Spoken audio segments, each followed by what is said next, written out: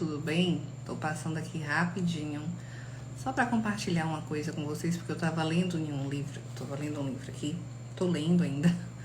E aí eu falei assim, nossa, eu vou compartilhar com o pessoal, né? Tem muitas mães aqui. O livro é esse, tá? Eu acredito que muitos de vocês já ouviram falar. Mas eu quero ler uma coisa interessante, que a gente, através disso aqui que eu vou ler, que eu vou mostrar para vocês vão tirar muitas conclusões a respeito da educação de hoje, tá? Ele fala que um estudioso, ele fez uma pesquisa, uma experiência com 300 mil pessoas. Dentre essas pessoas, tem uma pessoa que é um colaborador, e tem ele, que é o pesquisador, e tem um professor. O que ele busca, na verdade, é o seguinte: ele quer ver qual é o grau de sujeição de um professor à autoridade, tá? E aí, o que que ele fala? O que que ele faz? Esse colaborador, ele vai ser um aluno.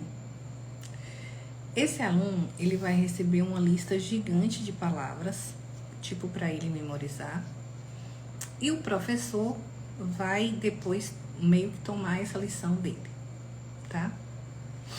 Bom, e aí é o seguinte, a experiência, cada erro que essa pessoa, que esse colaborador, que ele não sabe que é um colaborador, para ele é como se fosse um aluno, cada erro que ele tiver, ele vai receber um pequeno choque, né? Que vai começar, deixa eu ver aqui, começa de 75 volts, depois vai para 120, o segundo erro, depois vai para 150 volts, depois para 285 volts.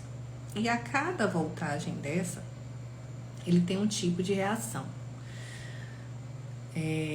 Essa reação, oi Sônia, Sofia, boa noite. Eu tô aqui contando rapidinho, eu passei aqui na live, só para falar um pouquinho de uma experiência que eu tava lendo aqui. Agora eu falei, não, vou parar aqui para compartilhar com o pessoal, que aí o pessoal tira suas próprias conclusões, tá? Então, vamos lá. O professor tá lá, ele vai apresentar essa lista. Se esse aluno errar uma palavra, ele vai levar um choque de 75 volts. Se ele errar 2 vezes, ele vai levar um choque de 120 volts e essa voltagem vai aumentando a cada erro. Isso é uma experiência, tá, gente? Não é uma verdade, não. Só que, na verdade, esse colaborador, ele não vai ganhar os choques. A experiência é apenas para medir o nível de sujeição de um professor à autoridade, tá? Então, quando o cara receber um choque de 75 volts, ele vai começar a murmurar. No choque de 120 volts, ele vai reclamar. 150 volts, ele vai pedir para parar a experiência. E quando ele tomar um choque de 285 volts, ele vai falar, gritar com agonia e depois vai, tipo, desmaiar, né? Só que, na verdade, nessa experiência, isso é o que passam para o professor. Mas o colaborador mesmo, que no caso ali é o aluno, que vai receber esses falsos choques, ele não vai receber choque. Mas o professor pensa que ele vai receber, por quê? Porque no início da experiência, o professor, ele recebe esse choque para ver se o gerador está funcionando. Bom, começa a experiência, né? Ele começa a mostrar essa lista, esse colaborador começa a errar, os choques começam a acontecer. E aí, o que é interessante aqui é que fala o seguinte, eles falam o seguinte, que quando o professor dá o primeiro choque na pessoa, no colaborador, o pesquisador vai virar para ele e falar assim, o pesquisador que está aí em nome da ciência, tá? Porque ele passa para o professor que essa experiência não vai prejudicar o aluno em nada. Ele vai falar assim, queira continuar, por favor. Caso ele comece a apresentar um desejo de não querer participar mais da experiência. Na segunda vez, né, onde o choque fica mais forte, e o professor quiser desistir, ele vai falar bem assim: a experiência exige que você continue. Na terceira vez, onde o choque já está mais alto, de 150 volts, né, 150 volts, o pesquisador fala assim para o professor: é absolutamente essencial que você continue na experiência. E por último, né, que é o grito de agonia ali do suposto aluno, ele fala assim: você não tem escolha, você tem que continuar. Então, o que se concluiu com essa pesquisa, com esse estudo? Dentro dessa pesquisa, 60% dos professores levaram até o final. E aí ele fala assim: então é porque o professor ele queria punir o aluno? Eles percebem que não é que o professor quer punir o aluno. Oi, Kaique, boa noite. Tudo bem? Porque ele fala assim: quando o pesquisador sai da sala, o professor vai lá e diminui a voltagem dos choques. Mais interessante, que de 300 mil pessoas, mais de 50% dos professores concluíram a experiência. Aí, o que mais que ele fala? E teve países que 92% conseguiram concluir, né? Ou seja, em nome da ciência, eles levaram essa pesquisa, nessa experiência até o final. Bom, vocês vão entender onde eu quero chegar. Bom, então ele fala o seguinte, que a autoridade do pesquisador é um fator fundamental. E se você for pensar, quem é o fator fundamental hoje das escolas, de todo esse sistema que rege, né, essa falência escolar? Porque, assim, existem alguns questionamentos, né? Quem está aí na sala dos professores, nas reuniões, conseguem ver questionamentos, mas esses questionamentos sobre o funcionamento da educação e sobre essas mudanças que estão acontecendo, muitos desses questionamentos que acontecem nas reuniões não têm fruto, porque é como nessa experiência que eu estou contando aqui para vocês. A autoridade que vem de lá para cima do professor, ela impõe aquilo, certo?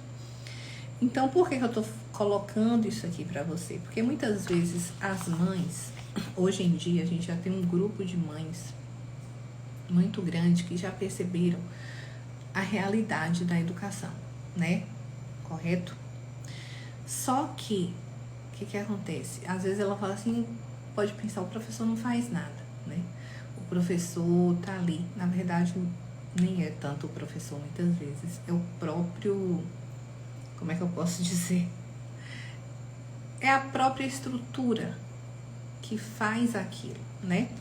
Então, eu tô falando aqui, gente, conversando com vocês sobre esse livro, tá? De uma experiência aqui que ele conta que um professor fez. Tem algumas pessoas chegando aí agora.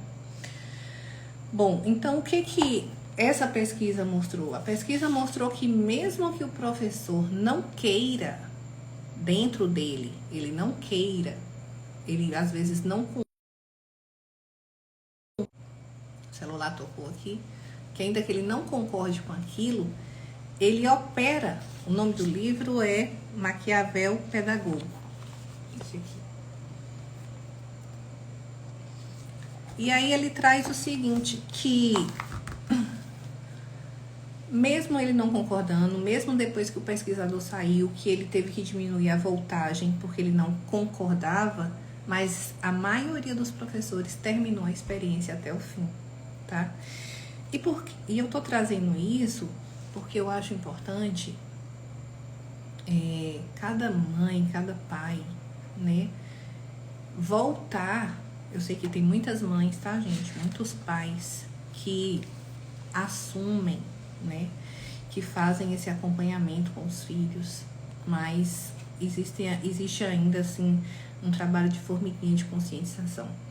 Voltar a assumir, né, porque, assim, a ciência, eu estava assistindo alguma coisa, assim, é como se a ciência virasse um deus, virou um deus do século, inquestionável. Mas a ciência, ela é questionável. Se você parar para pensar, quando o seu filho estuda a teoria do Big Bang, o evolucionismo e dentre outras teorias, o nome já diz, a teoria do Big Bang, ela não é comprovada. Já foram feitos vários testes em laboratórios para mostrar que aquilo funciona e eles não chegam a um resultado. São teorias, mas isso é empurrado goela abaixo, né, do aluno para ter aquilo como verdade. Então, para o aluno, para a criança, né, aqui a gente vai focar na criança e no adolescente. Para a criança, ela ter um discernimento crítico, eu preciso apresentar para ela todas as possibilidades, todas as teorias, né? Vamos supor, eu sou cristã, eu creio no criacionismo, certo? Mas assim, se você não apresenta, outro exemplo, o seu filho estuda história. Por acaso, você já viu dentro dos livros de história algum capítulo falando da personalidade mais importante que já existiu, que foi Jesus Cristo? Não existe. Então você observa como a escola, ela traz uma ideologia e o professor, ele obedece aquilo porque isso vem trabalhando na mente dele desde pequenininho, que a escola é uma verdade, aí ele cresce, vai para o ensino médio, vai para a faculdade, toma aquilo como verdade, não tem o discernimento crítico e dentro da sala de aula ele vai passar as mesmas coisas.